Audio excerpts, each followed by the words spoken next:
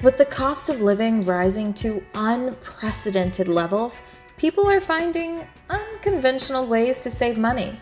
And in this video, you will see the top 3 ways people are finding loopholes to get free rent. Now, a quick disclaimer, this channel does not endorse nor encourage illegal activities, but aims to provide information on what's really happening out there. So let's get into it.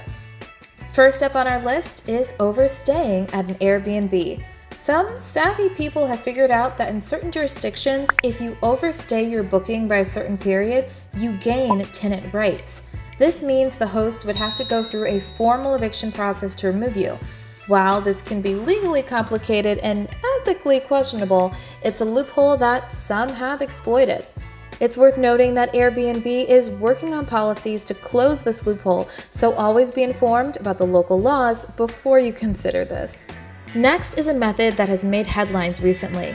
In cities like New York, which are classified as sanctuary cities, certain hotels have been providing accommodations to undocumented immigrants. In some cases, these stays can extend beyond the typical limit, especially during times of crisis or under specific programs. Reports have shown that as long as these individuals pose no harm and adhere to certain guidelines, they can stay for extended periods in ritzy New York hotels with a nightly rate of $200 and up for 28 days or longer. While this is more related to city and state policies aimed at providing temporary relief, it has acted as a rent-free living situation for some individuals. Another way to get free rent is by taking advantage of squatters' rights.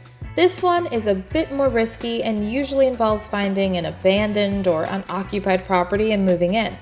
Depending on the laws in the area, if you can stay there undetected for a certain period, you may gain rights, and the owner would again need to go through a formal eviction process to remove you.